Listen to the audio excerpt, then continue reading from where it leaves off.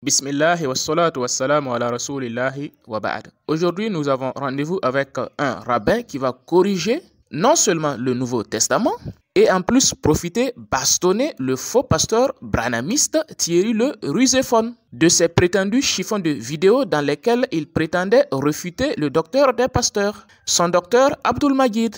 Alors, installez-vous très bien, écoutons Thierry d'abord. Et cette vidéo va prouver que les chrétiens eux-mêmes, ils ne croient pas aux paroles de leur Jésus. Ce sont des vrais mécréants, eux-là, comme nous allons le voir.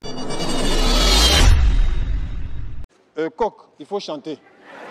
Et puis Emmanuel, c'est Ézéchias. Comment tu vas dire Ésaïe 9,5 et Ésaïe 7,14 parle de quelqu'un qui a vécu là-bas dans l'ancien qui est mort maintenant. Assyrus, roi Assyrus. Vous voyez, ça c'est quelqu'un qui se dit être pasteur et qui ne connaît pas qui est Ézéchias, qui est Assyrus. Quelqu'un qui se dit pasteur, quelqu'un qui se dit avoir le Saint-Esprit en lui. C'est pas nous avons le Saint-Esprit que nous démantelons ça. C'est pas nous avons le Saint-Esprit que nous démantelons ça. Il se dit avoir le Saint-Esprit pour démanteler les choses, mais en même temps, son Saint-Esprit ignore qui est Ézéchias et qui est Assyrus. Deux personnages qui sont séparés par plus de 3 siècles de différence. Bref, comme on a déjà refuté ça, on ne va plus s'attarder là-dessus. Mais comme il manque cet enfant en question de Ésaïe 7, il s'agit de Jésus-Christ. À cause de son ignorance créate de la Bible, nous allons à présent laisser la place à monsieur le rabbin de le bastonner et de corriger son Nouveau Testament. La prophétie d'Isaïe, voici qu'une jeune femme sera enceinte, elle va enfanter un fils et on lui donnera le nom d'Emmanuel. Dans toute la tradition juive, comme le dit Paul Drac, cet oracle a sans cesse été interprété comme un oracle concernant le Messie. Nous ne trouvons aucune source qui montre que ce passage parle du Messie. Encore une fois, cela est une pure invention de sa part. On continue. MDN cite ensuite un verset qui, selon les chrétiens, est une annonce de Jésus. Voici le verset, je cite, « Ah, certes, le Seigneur vous donne de lui-même un signe. Voici la jeune femme est devenue enceinte. Elle va mettre au monde un fils qu'elle appellera Emmanuel. » De quoi parle ce verset? C'est tout simple. Il parle d'une discussion au cours de laquelle le prophète dit au roi Raz en moins 730 de l'ère chrétienne que Dieu lui enverra un signe à lui, un signe au prophète lui-même. Il est donc ridicule de penser qu'il parle d'une naissance qui aura lieu plus de 700 ans après, en l'occurrence celle de Jésus. De quoi parle ce verset? C'est tout simple.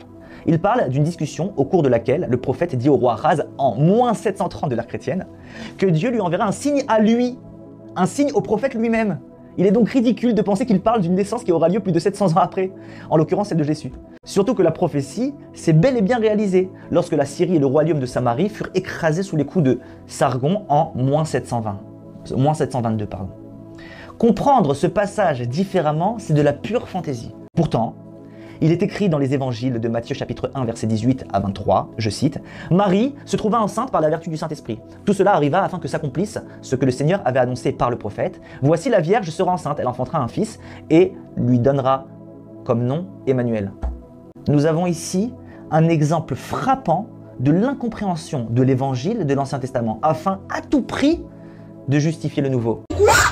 Nous avons ici un exemple frappant de l'incompréhension de l'évangile de l'Ancien Testament, afin à tout prix de justifier le Nouveau. Et quand on songe qu'un dogme aussi important pour les chrétiens que celui de la naissance miraculeuse de Jésus repose sur d'aussi fragiles fondations, on en reste vraiment abasourdi. Selon les rabbins eux-mêmes, ce passage n'a rien à voir avec Jésus. Selon les pasteurs honnêtes, ce passage n'a rien à voir avec Jésus. C'est pourquoi tous les pasteurs menteurs comme toi ne peuvent pas répondre à la question.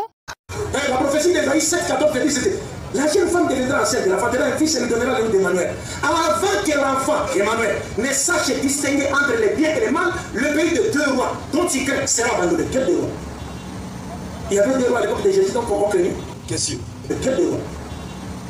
Il y avait 2 rois à l'époque de Jésus, donc on craignait. Donc vous voyez clairement que les chrétiens, y compris Thierry le Ruséphone, ne croient même pas aux paroles de leur Jésus. Jésus leur dit dans Matthieu 23, ce sont les scribes et les pharisiens qui sont assis dans la chair de Moïse. Faites et observez tout ce qu'ils vous disent. Donc nous avons les rabbins qui te disent que ce passage n'a rien à voir avec Jésus. Ce passage n'a rien à voir avec leur Messie, encore moins le Messie du Nouveau Testament. Allez-y prendre les enseignements avec eux au lieu d'exhiber votre ignorance et votre mécréance vis-à-vis des paroles de Jésus. C'est eux qui maîtrisent la parole. Vous n'êtes que des purs ignorants. Et toi, Thierry le Ruséphone, un pasteur nulard comme ça, c'est toi qui veux corriger des gens. Quelqu'un qui ne connaît rien de sa Bible, ni des brochures de son faux prophète William Branham, c'est toi qui veux enseigner des gens.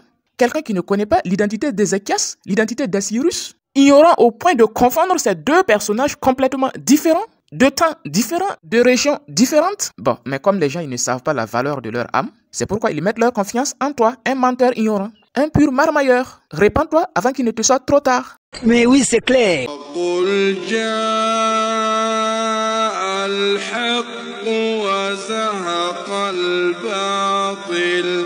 إن الباطل كان زهوقا